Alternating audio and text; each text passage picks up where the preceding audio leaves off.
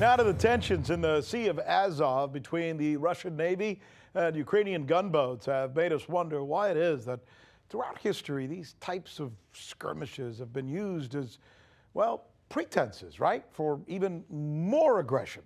Those of you who are old enough or smart enough to know history will remember the Lusitania. Had it not been sunk, the tide would not have turned against Germany in World War I. The U.S. would not have gotten into the war.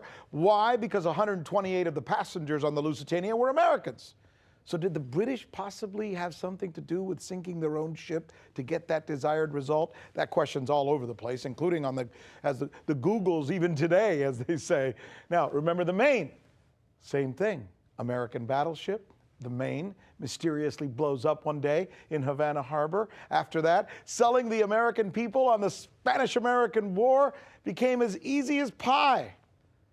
So it is outlandish to imagine incidents at sea being orchestrated to achieve a desired result, or is it? We've put together a comparative piece that we're going to share with you in just a minute because of what happened between Ukraine and Russia. But first, I want to share with you this. It's an interview we've got this afternoon. It's Russian President Vladimir Putin. He's suggesting his Navy was indeed purposely provoked. It's clearly a provocation organized by the authorities, and I think Poroshenko himself, ahead of the presidential election scheduled in Ukraine for March of next year. Of course, the Ukrainians say it was not a provocation. The government, that is, not necessarily the men who were on board, if you're to believe them. Okay, we mentioned the Lusitania, we mentioned the Maine, but to most Americans still living, there's one case that rules supreme as the example, the quintessential example of a government bamboozling its own people in order to achieve a desired effect. In this case, we must say, remember the Tonkin, the Gulf of Tonkin. That's right. Here's RT's Alex Mihailovich with a look back. A confrontation in the Sea of Azov. While the West is quick to blame Russia, Russia decided to prevent passage of the Ukrainian ships, rammed them, and then opened fire on them. Evidence is mounting that the maritime incident is a political move by Ukraine's president, Petro Poroshenko. The motive? Raise tensions with Russia just before the G20 summit, invoke martial law, and with your popularity at a low, cancel Ukraine elections in 2019. All this using Ukrainian naval vessels as pawns. And it was a counterintelligence mission. It was not a commercial ship. So Russia naturally would view that with suspicion. And I mean, what is particularly suspicious is the fact that Poroshenko immediately, declared martial law, and there's talk about abrogating the election in March, which the polls show that he's losing. So this would give the indication that this is very politicized. Looking back at not too distant history, Ukraine's moves were taken right out of the American playbook. According to the U.S. government, in August 1964, the USS Maddox was carrying out a mission in international waters near Vietnam.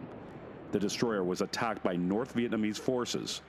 The Maddox, which fought back, then returned with another ship and was once again attacked by the North Vietnamese.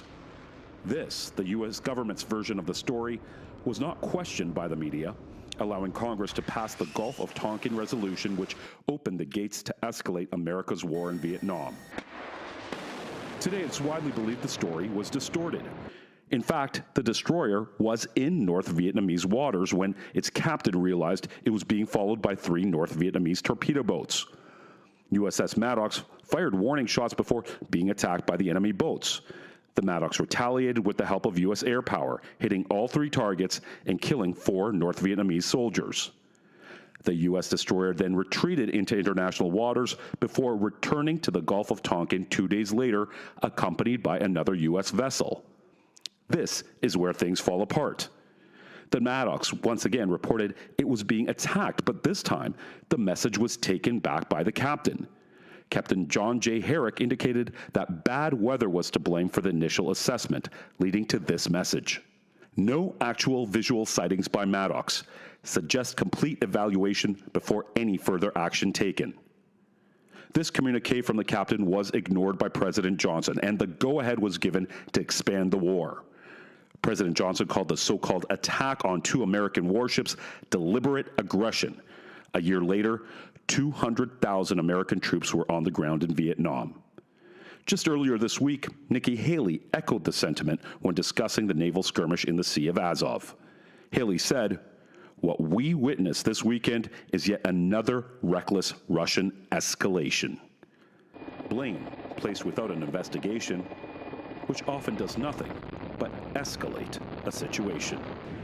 For RT, I'm Alex Mihailovich.